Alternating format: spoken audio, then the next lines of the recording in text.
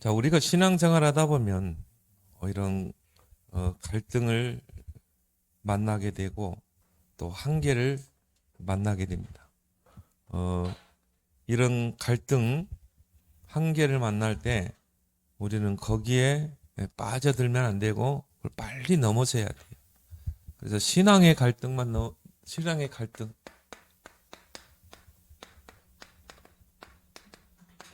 또 이런 한계, 이걸 넘어서야 하는 것입니다. 넘어서게 되면 하나님의 큰 응답이 오게 되죠.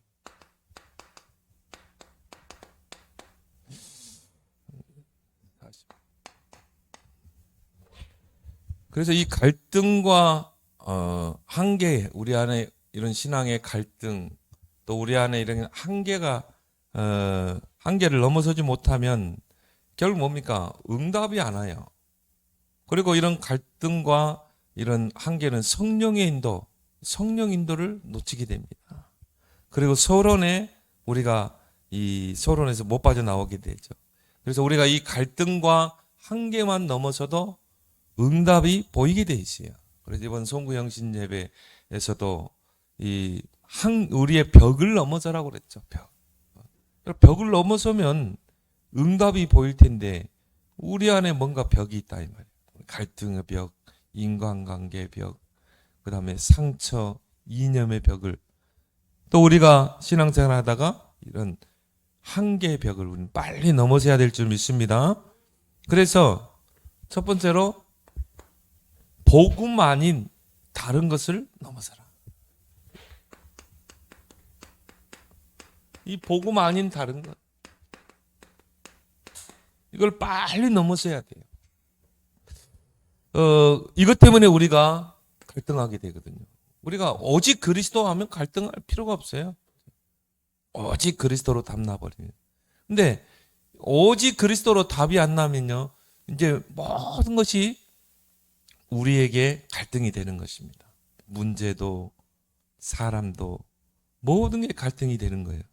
그래서 우리는 오직 138, 138에 완전 답이 나야 된다.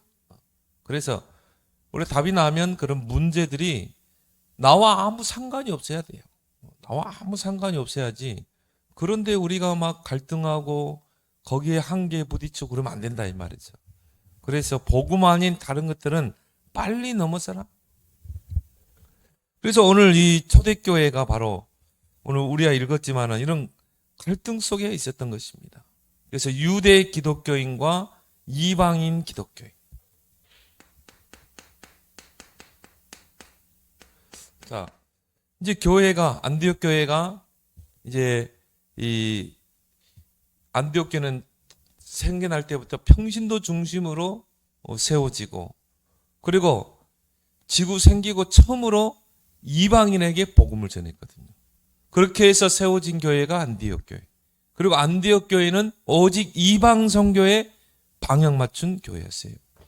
이제 이러다 보니까는 이제 안디옥 교회 안에 유대 기독교인도 들어오게 되고 또 이방인 기독인도 들어왔겠죠.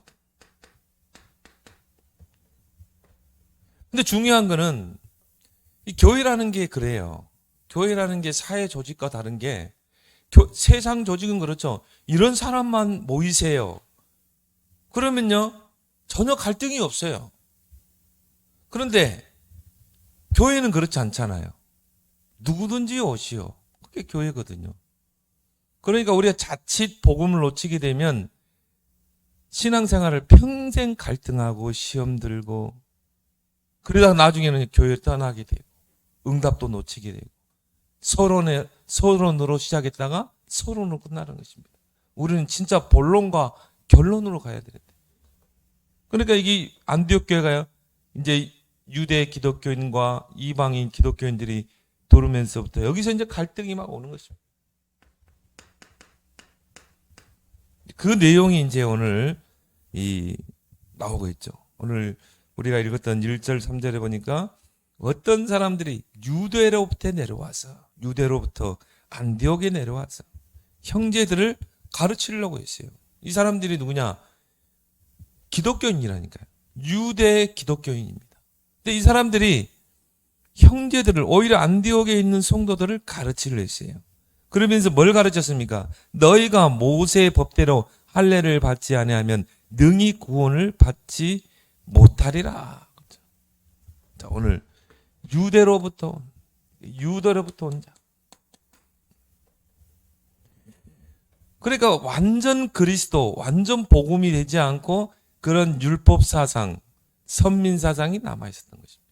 그리고 오히려 안디옥 교회에서 성도들을 가르치려고 했어요. 거기에는 누가 있습니까? 이방인 기독교인들이 있죠. 아직도 이런 이 율법과 할례 그 한계를 넘어서지 못한 것이죠.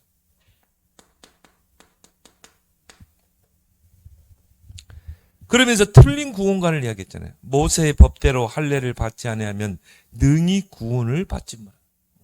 틀린 구원관을 이야기했어요. 예수 그리스도를 믿고 또 율법도 행하고 할례도 행해야 된다는 것입니다. 그래야 구원받는다는 거예요. 근데 예수님이 말씀하신 그 복음과는 전혀 다른 거잖아요. 바울이 가르친 복음과는 전혀 다른 것을 이야기하는 것입니다.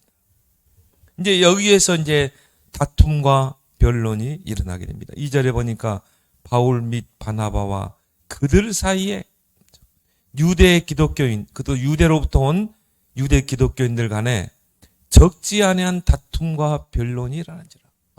근데 이걸요, 언젠가는 교회가 넘어서야 되는 것입니다. 그래서 형제들이 이 문제에 대하여 바울과 바나바 및 그 중에 몇 사람을 예루살렘에 있는 사도와 장로들에게 보내기로 작정하니라. 이 문제에 대해서 이제 예루살렘 교회가 모교회 아닙니까? 그 예루살렘 교회에 보내서 사도들을 보내서 이 문제에 대해서 확실한 답을 가져오도록 의견을 내린 것입니다. 그렇게 해서 이제 바울과 이 바나바가 이제 이 예루살렘 교회로 가게 되죠. 근데 오늘 여기 보니까 또 5절에 보니까 그렇게 해서 이제 바울과 바나바가 예루살렘에 이르러 4절에 이 교회와 사도들과 장로들에게 영접을 받고 거기에서 선교 보고하죠.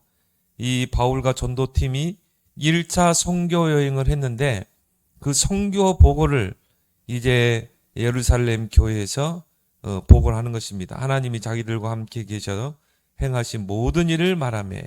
자, 5절에 보니까 바리새파 중에 어떤 믿는 사람들이 일어나 말하되 이방인에게 할례를 행하고 모세의 율법을 지키라 명하는 것이 마땅하다 아니라.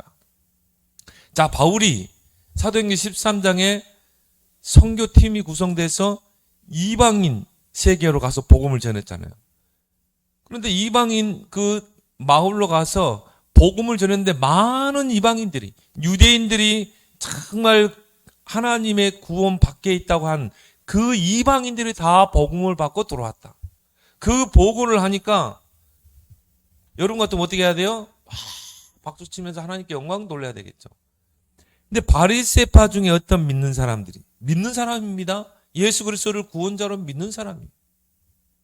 일어나 말하되 이방인에게 할례를 행하고 또 모세 율법을 지키라 명하는 것이 마땅하니라. 그러니까 아직도 이런 율법 사상, 이런 데서 선민 사상에서 못 빠져나온 것입니다. 그 일 때문에 이제 예루살렘 교회에 회의가 모이게 됩니다.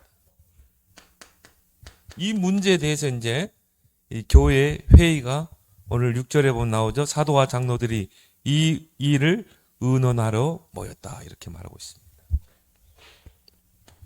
그래서 거기에서 많은 분쟁이 일어납니다. 오늘 7절에 보니까 많은 변론이 일어났다고 그랬죠. 자, 많은 변론이 있었어요. 있은 후에 베드로가 일어나. 자, 여기서 이제 베드로가 의견을 제시하죠.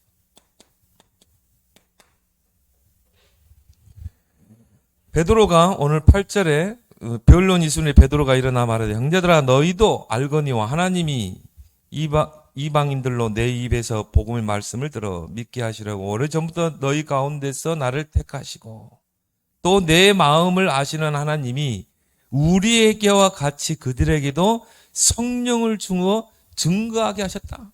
저들에게도 동일한 성령을 주셨지 않냐?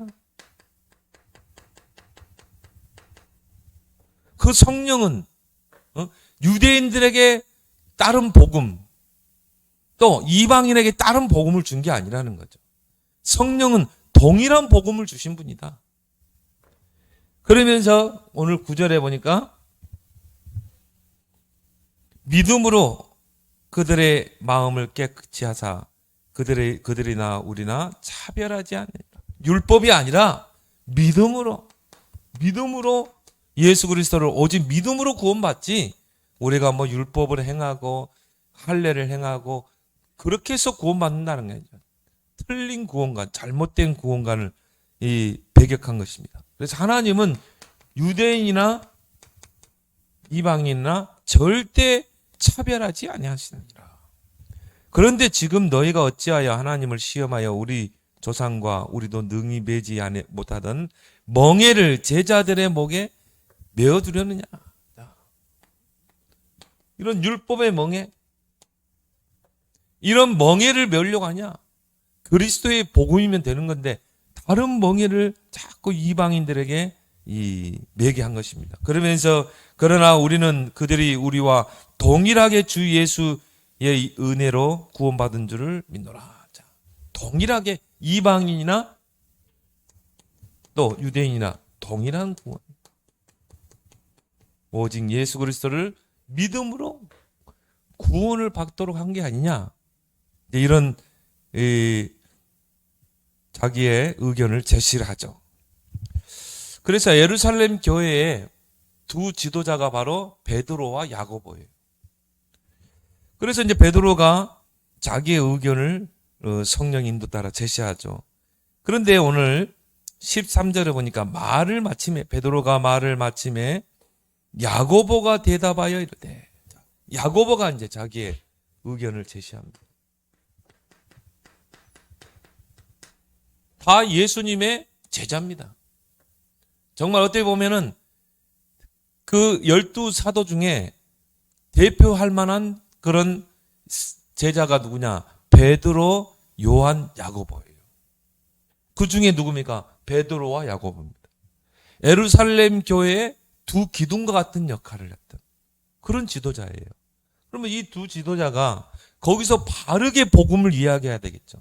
그렇게 해서 유대 기독교인이나 이방인 기독교인들이 흔들리지 않도록 완전한 복음을 가지고 정말 목회하고 전도할 수 있도록 해야 되겠죠. 신앙생활 하도록. 근데 야고보가 한 말이에요. 이제 많은 문제를 일으키게 된 것입니다.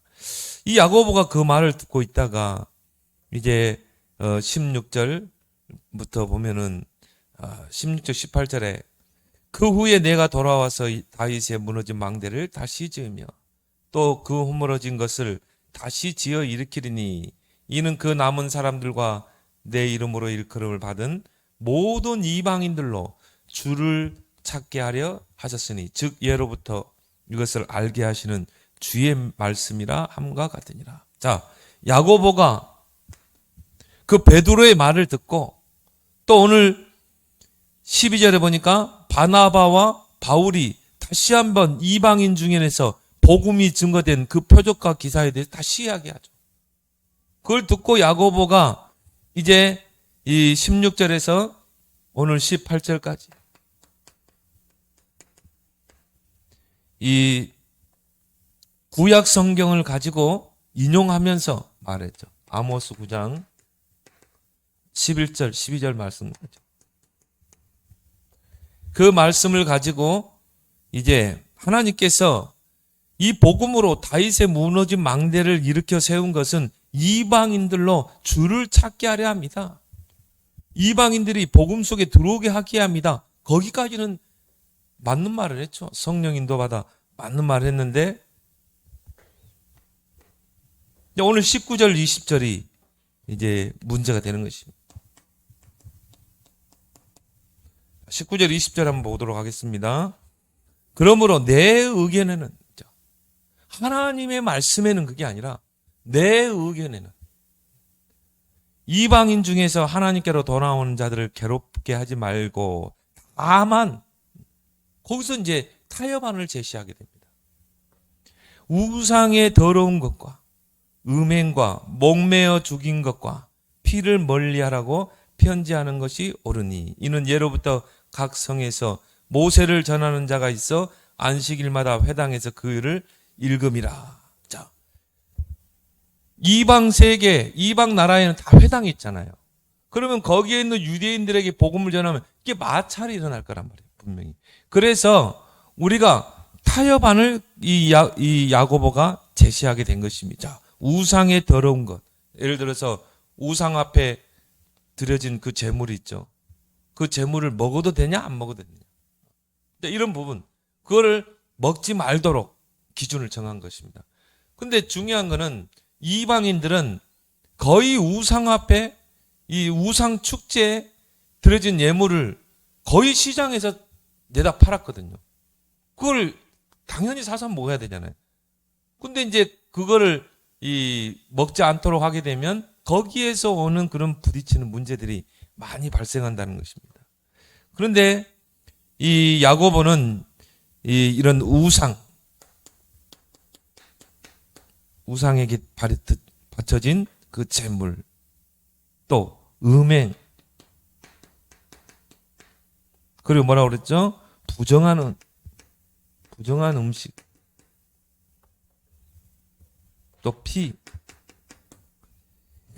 이러한 네 가지 정도를 제시하면서 유대 기독교인과 부딪힐 수 있는 타협안을 제시한 것입니다. 타협안. 복음은 타협하면 안 되잖아요. 여기서 이제 타협안을 제시하게 됩니다. 왜요? 유대인들과의 마찰을 피하기 위해서. 그런데 거기에 보면 19절에 내 의견에는 분명한 하나님 말씀을 이야기해야 되잖아요. 예수님의 가르침을 전해야 되잖아요. 근데 내 의견에는. 그래서 야고보가 쓴 서신 하나가 있죠. 야고보서입니다. 이 종교 개혁자 마틴 루터는 야고보서를 지푸라기 서신이라고 그랬어요. 지푸라기. 그러니까 아무 유익되지 않는, 복음에 아무 유익되지 않는 그런 서신이다. 야고보서. 근데 야고보서를 쭉 읽어보면요, 행함을 많이 강조하거든요. 행함을. 행함이 없는 믿음은 죽은 믿음이다. 그러면서 굉장히 뭔가 행함에 대한 부분들을 굉장히 많이 강조해요. 근데 우리가 구원받는 거는 오직 믿음으로 구원받잖아요. 근데 야고보서의 그런 이 서신을 쭉 읽어보면요, 굉장히 그 행함에 대한 부분들을 많이 강조해요. 근데 왜 야고보가 쓴 그 서신이 정경 속에 들어왔는가? 근데 이 부분에 많은 논란이 있었죠. 그래서 이 정경이 지금 완성되는 그런 역사들을 보면 어느 시대에는요, 야고보서를 뺐어요. 이거는 복음 속에, 정경 속에 들어오면 안 되는 서신이다. 왜냐하면 굉장히 유대 사상이 많이 들어가 있거든요. 특히 율법 사상. 행함을 강조한다는 뭘 말하죠? 율법도 지켜야 되고, 뭔가 유대 전통도 지켜야 되고, 그런 거를 많이 스며들어가 있거든요. 그런데 이제 우리가 야고보서를 복음의 시각으로 깊이 읽어보면 야고보가 그걸 강조한 거 아니거든요. 율법을, 예수 믿고 율법도 지켜야 구원받고 할례도 행해야 구원받고, 그걸 강조한 게 아니거든요. 너희들이 믿음 있다고 하면서 그냥 아무 행함이 없으면 그게 죽은 믿음 아니냐.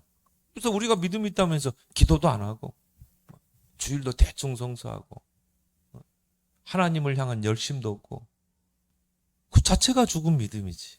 그래서 행함이 없는 그 믿음은 그 자체가 죽은 거야.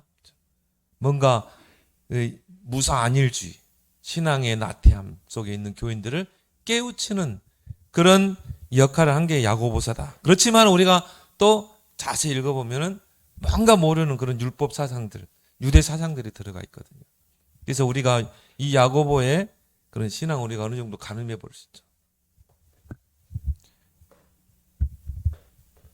자, 이렇게 해서 이제 이 갈등이 계속 되고요. 그래서 이때부터 이제 이 야고보와 베드로는 사도행전에서 사라지게 됩니다. 등장하지 않죠. 그리고 예루살렘 교회도 이때부터 등장하지 않습니다. 왜요? 하나님은 섞인 복음, 타협한 복음을 원하지 않거든요. 오직 그리스도의 복음. 하나님은요, 이때부터 사도행전 16장부터는 바울과 안디옥 교회를 이제 이야기하고 있는 것이죠. 그 바울과 그 제자들이 마게도냐와 로마까지 복음을 전하는 거기에 대한 내용들이 쭉 나오고 있습니다. 그래서 결국은 이 베드로도 그렇고 야고보도 그렇고 그 한계를 넘어서지 못한 것입니다.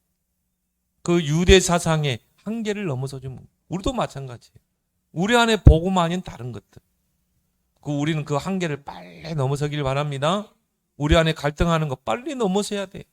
그리고 우리는 완전한 대로 나아가야 돼요. 오직 그리스도, 오직 하나님 나라, 오직 성령.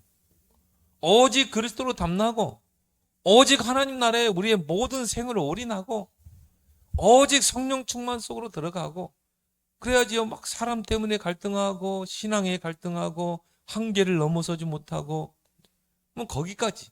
베드로는 거기까지. 야고보도 거기까지. 그래서 우리가 갈등만 넘어서게 돼도 응답이 보이게 돼 있어요. 그래서 두 번째 우리가 기억할 부분이 뭡니까? 성령 인도를 놓치게 하는 나를 넘어서라. 신앙생활은 뭡니까? 온전히 성령 인도를 받는 겁니다. 근데 성령 인도를 놓치게 하는 나를 넘어서야 돼요. 그게 우리가 읽었던 36절부터 40절까지입니다. 거기에 이제 이 마가를 데리고 가느냐?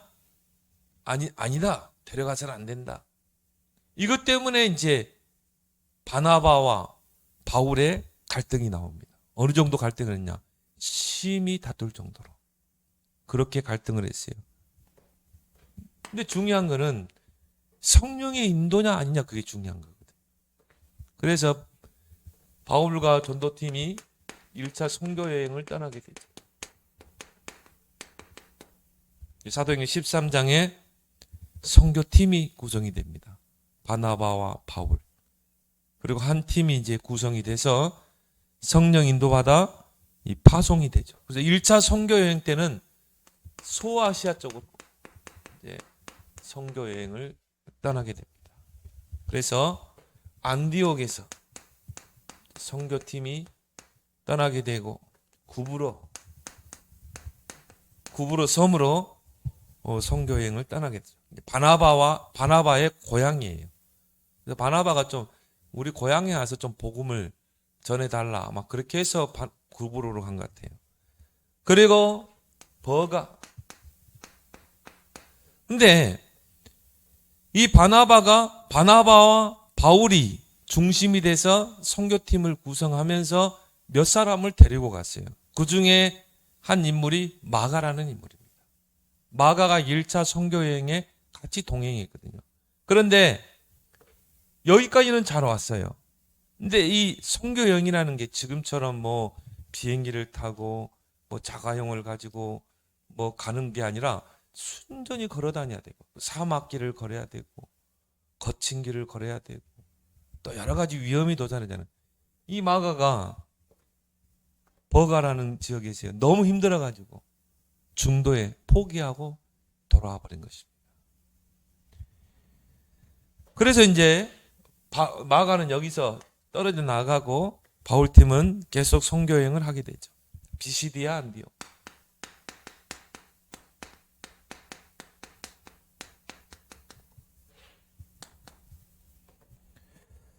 여기에서 이제 회당에서 복음을 전하게 되고 이때부터 많은 핍박 속에서 막 복음이 전개됩니다. 유대인들의 박해가 시작되죠. 그렇게 해서 이제 바울이 또 그들을 피신해서 이고니온으로 가죠.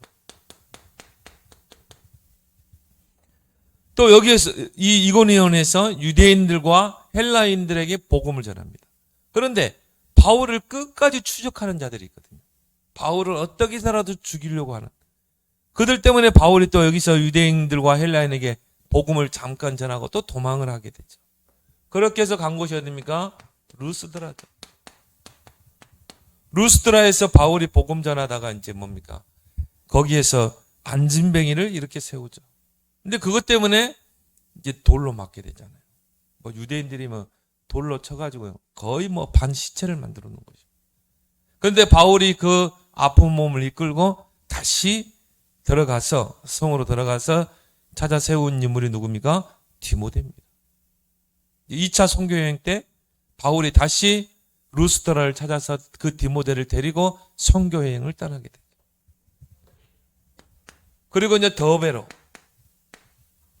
가게 되고 거기에서 이제 다시 이 안디옥으로 이제 돌아오게 됩니다. 이게 바로 바울의 1차 선교 여행이죠. 그렇게 해서 이 안디옥에 도착한 바울이 예루살렘에 가서 이제 선교 보고를 하게 되죠. 그리고 이제 바울이 2차 선교 여행을 계획을 세웁니다.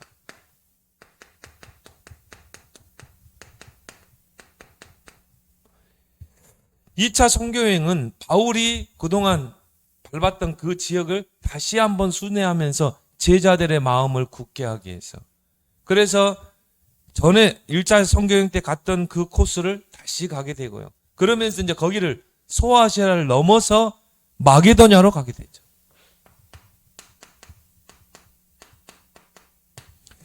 바울은 이제 소아시아를 거쳐서 아시아로 가려고 그랬거든요. 아시아로 선교 방향을 가려고 했는데 성령께서 그걸 허락하지 않았어요. 예수의 영이 허락하지 아니하니라. 그래서 드로아에서 하나님 앞에 기도하다가 마게도냐의 환상을 보게 되죠. 마게도냐 사람들이 손짓을 하면서 우리에게 와서 복음을 전해달라. 그래서 성령의 인도 따라 마게도냐로 가게 됩니다. 거기에 이제 빌립보 그렇게 해서 뭐 고린도로 쭉 해서 마게도냐 선교가 이루어지게 되죠. 자, 여기에 이제 오늘 37절에 보니까 36절에 며칠 후에 바울이 바나바더러 말하되 우리가 주의 말씀을 전한 각 성으로 다시 가서 형제들이 어떠한가 방문하자 하고, 자, 바나바는 마가라 하는 요한도 데리고 가자고 하나 그랬죠. 마가는 바나바는요 마가와 동행하자고.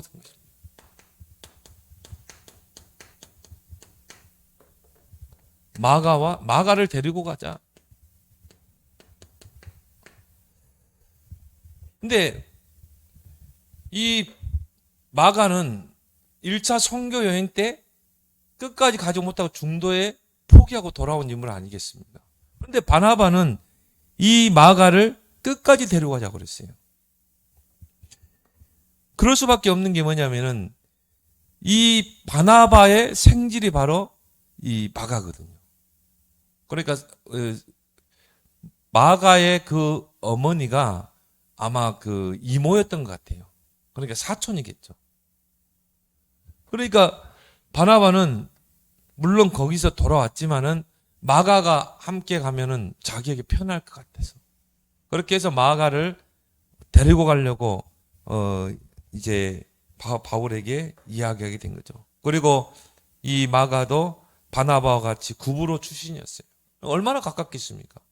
가까우니까 곁에 두면 좋겠죠. 마치 아브라함이 그 누굽니까? 조카를 데려갔잖아요. 롯을. 그런 거와 마찬가지로 마가를 데리고 가려고 했던 것이죠. 근데요, 이 마가의 신앙이 그때는 굉장히 어렸던 것 같아요. 아직은 이렇게 선교 여행을 갈 만큼 그런 성숙한 믿음이 아니었는데 아마 1차 선교 여행 때도 그 팀을 구성할 때 아마 바나바가 마가를 추천하면서 데리고 갔던 걸로 그렇게 짐작해 볼 수 있습니다. 근데 마가의 집은요 굉장히 중요한 역할을 했던 집이거든요. 성경에 보니까 성경에는 이 마가의 집과 어머니 마리아에 대해서 나옵니다. 이 마가는요 아버지를 일찍 여의고 굉장히 집이 부자였어요. 그래서 그때 당시에 다락이라는 건, 다락이 있는 집은요, 굉장히 큰 저택입니다. 근데 그 다락을 가지고 있는, 큰 다락을 가지고 있는 그 저택에, 이제 거기에 뭡니까? 거기에 예수님께서 성만 작동했고요. 예수님이 잡히시기 전날 밤에 손찬식을 했죠. 거기가 마가의 집이에요. 그러니까 좀 부자였던 것 같아요. 근데 그 집을 제공할 정도면 어머니의 믿음을 알겠죠. 예수님이 성찬식 하는데 그 마가의 다락방에서 성찬식을 했고, 그리고 예수님이 십자가에 못 박히시고 무덤에 가셨을 때 제자들이 모였던 곳도 마가의 집이었고, 그래서 문을 닫아놓고 거기서 두려워하고 있는데 예수님께서 그 마가의 집으로 와서 너에게 평안이 있을지어다 그랬잖아요. 그것도 마가의 집. 또 우리가 사도행전 2장에 보면 감람산에서 하나님 나라의 언약과 미션을 붙잡은 자들이 모여서 기도했던 것도 마가다락. 그래서 사도행전 2장에 보니까 사도행전 1장 14절에 그 마가의 다락방에 모여서 뭡니까? 더불어 마음을 같여요. 오로지 기도입니다. 굉장히 중요한 역할을 했던 그런 인물이요. 또 집안 내력인 것입니다. 거기에 성령의 역사가 일어난 것입니다. 그리고 그게 초대교회의 시작이 되었어요. 굉장한 중요한 역할을 했던 그런 가정이죠. 그런데 아까 얘기했던 것처럼 사도행전 13장 13절에 보면 나와 있습니다. 요한은 그들에게서 떠나 예루살렘으로 돌아가고, 요한은 마가의 유대식 이름이죠. 그러니까 더베라는 지역에서 너무 힘들었던 것 같아요. 버가에서 선교여행이 너무 힘들어서. 근데 아마 마가의 집은 좀 부유하고 잘 살고 하다 보니까 어릴 때부터 그렇게 많은 고생 없이 그렇게 자랐던 것 같아요. 그러니까 마가에게는 이런 선교여행이 굉장히 무리였던 것입니다. 고린도후서에 보면 바울이 그 선교여행을 떠나면서 당했던 그것들을 쭉 이야기하죠. 내가 강도에 위험, 물에 위험 당하고 몇 번 죽을 고비를 넘기고 태장에 맞고 뭐 그런 고생을 쭉 이야기하잖아요. 근데 마가가 어떻게 그걸 견뎌내겠습니까? 그래서 바나바는 마가를 데리고 가자 그렇게 고집을 했는데 이 바울은 정반대했죠. 그래서 바울의 반대. 그걸로 인해서 이제 바나바와 바울 사이에 큰 다툼이 일어나요. 또 우리가 중요한 일을 하는데 선교는 얼마나 중요한 시간표입니까? 바울의 그 전도팀의 선교에는 성령께서 역사했다고 그러거든요. 성령께서 따로 시켜서 했다고 그랬거든요. 그런데 이 어떻게 보면 선교의 중요한 역할을 하는 바울과 바나바가 그 문제 때문에 서로 갈등하고 큰 다툼을 이제 벌이게 된 것입니다. 오늘 38절에 보니까 바울은 밤빌리아에서 자기들을 떠나 함께 일하러 가지 아니한 자를 데리고 가는 것이 옳지 않다 하여 서로 심히 다투어 피차 갈라서니, 바울이 마가가 미워서 그런 게 아니라 어떻게 보면 마가를 위해서 그랬어요. 왜? 바울이 볼 때 마가의 신앙은 아직 이런 선교를 동행할 만큼 그런 믿음이 성숙하지 않았다는 것입니다. 그러면 선교는 철저하게 성령 인도 받아야 되잖아요. 우리 사도행전 13장에 보니까 성령 인도 받기 위해서 막 금식했잖아요.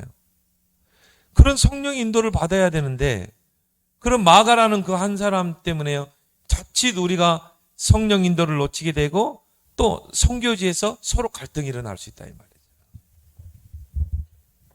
그래서 결국 어떻게 됩니까? 바나바는 이제 마가를 데리고 가요.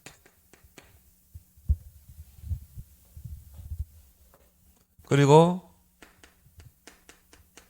바울은 이제 신라와 다른 신라를 택한 후에 오늘 39절에 보니까 서로 심히 다투어 피차 갈라서니, 바나바는 마가를 데리고 배 타고 구브로로 가고, 바울은 신라를 택한 후에 형제들에게 주의 은혜에 부탁함을 받고. 자, 신라를 중요한 여기 갈등 속에서 이제 결국은 갈라서게 됩니다. 근데 누가 성령의 인도를 잘 받는가? 여러분이 진짜 신앙생활 잘하는 건 뭡니까? 성령의 인도를 잘 받아야 돼요. 왜 그러냐면 이때부터 바나바와 마가가 사도행전에 등장하지 않습니다. 물론 후에 바울이 마가를 다시 부르기도 하고 하지만은 사도행전에 이 바나바와 마가가 등장하잖아요. 그리고 바울과 실라가 등장합니다.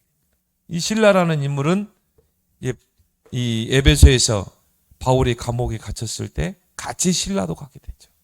같이 그 에베소 기도하다가 거기서 막 이 옥문이 열리게 되고, 빌립보입니까? 빌립보에서 그래. 사도행전 16장에 보니까 그런 역사들이 일어나게 되죠. 그래서 성령 인도가 얼마나 중요합니까? 그래서 내 생각을 내려놓는 거, 그게 바로 성령 인도인 줄 믿습니다. 물론 이 마가는 나중에 신앙이 성숙하게 됩니다. 그거를 반면교사 삼아서 이제 신앙이 성숙하게 되고, 이 마가를 통해서 나중에 마가복음이 저술되게 되죠. 그래서 우리가 사람을 잘 보고 인도해야 돼요. 왜냐하면 아직 신앙이 아직 안 된 사람, 이런 것들을 잘 보고 좀 기다려줄 수 있어야 돼요. 결국 내 고집대로 이 모든 일을 하려고 하는. 그래서 우리가 성령 인도 받는 방법, 응답 받는 방법입니까? 나를 철저하게 넘어서야 한다.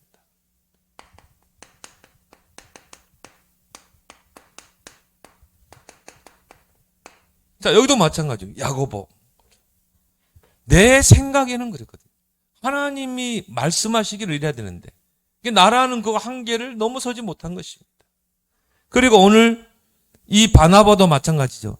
나라는 그 한계를 넘어서지 못한 거예요. 우리는 온전히 성령 인도를 받아야 되잖아요. 그래서 여러분이 나만 잘 넘어서도 응답은 보이게 돼 있어요. 특히 뭡니까? 창세기 3장, 6장, 11장에 그것만 넘어서도요. 하나님이 성령이 역사하게 돼요. 하나님이 쓰시게 돼 있어요.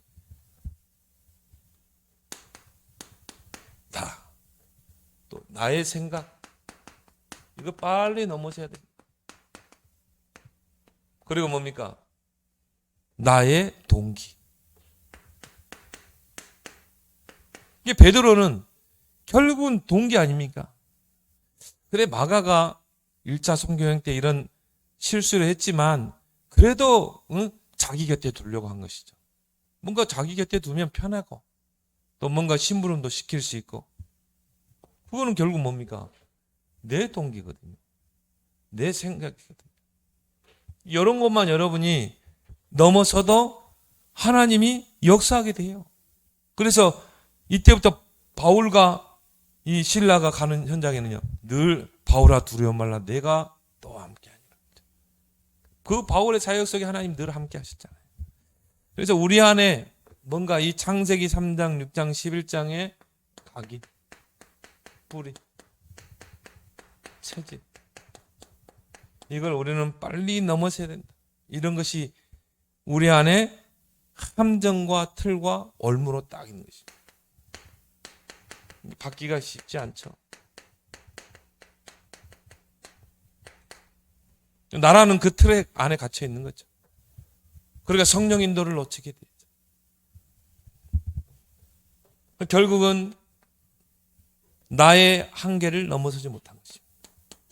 갈등하는 나를 주장하는 이 야고보 같이 내 의견에는 자기 것을 내세우고, 바나바도 마찬가지죠. 자기 고집을 내세우고 자기 동기를 가지고 그 나의 한계를 넘어서지 못하는 것입니다. 나의 한계를 넘어서지 못하면요, 하나님이 쓰실 수가 없어요. 그래서 성경에 보면은 베드로도 그렇죠. 베드로도 자신의 나의 한계를 넘어서지 못한 것입니다. 야고보도 마찬가지입니다. 결국 유대인과 이방인들이 부딪히니까 그걸 적절하게 타협점을 딱 해줬다니까요. 그러니까 나의 한계를 넘어서지 못한 것이죠. 예루살렘 교회도 마찬가지입니다. 결국은 이런 선민사상, 그 한계를 넘어서지 못한 것이죠. 그래서 하나님이 첫 때를 안디옥 교회로 옮기잖아요. 또 바나바의 한계. 그래서 우리가 이런 한계만 넘어서도 응답이 보이게 돼 있는 것입니다.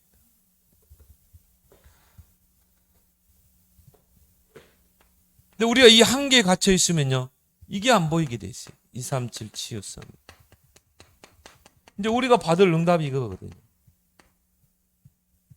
237 나라 살리는 응답. 그리고 뭡니까? 치유. 자, 우리 이 앞번 주 설교 이야기했잖아요. 영적 문제로 사단에게 붙잡힌 영적 문제, 이런 사이코패스 계속 앞으로 늘어날 것입니다. 그럼 결국은 교회가요, 또 여러분 개인이 이런 쪽으로 가야 돼요. 치유 쪽으로. 그리고 결국은 후대 랩런트를 키워야 되는 것입니다. 여기에 우리의 모든 걸 올인해야 되는 것이죠. 이거 할 수 있는 빛의 경제, 이 언약을 이룰 언약교회, 이걸 여러분은 이제 진짜 언약으로 붙잡고 기도해야 되는 것입니다. 우리는 이제 이 응답으로 가야 되거든요. 결국은 모든 교회가 이 방향으로 가야 돼요. 그런데 결국 나라는 이런 한계에 딱 갇혀 있는 것입니다. 이 갈등 속에 있는 것입니다. 넘어서지 못하는 것이죠. 그래서 하나님 우리에게 주신 기도가 뭡니까? 393. 여기에 우리는 모든 걸 집중해야 될 줄 믿습니다. 오늘 기도 수첩도 그런 이야기죠. 정말 이 393을 가지고요, 호흡으로. 왜 호흡을 합니까? 집중하기 위해서. 이때 나의 모든 갈등이 다 넘어서게 되는 거죠. 한계를 넘어서는 것이고. 왜요? 이건 결국은 성삼위 하나님의 역사 아닙니까? 내가 개입될 수가 없는 것이죠. 성삼위 하나님 나에게 역사하는데. 그리고 보호자의 능력, 이 성삼위 하나님이 보호자의 능력으로 시공간을 초월해서 역사하는 것입니다.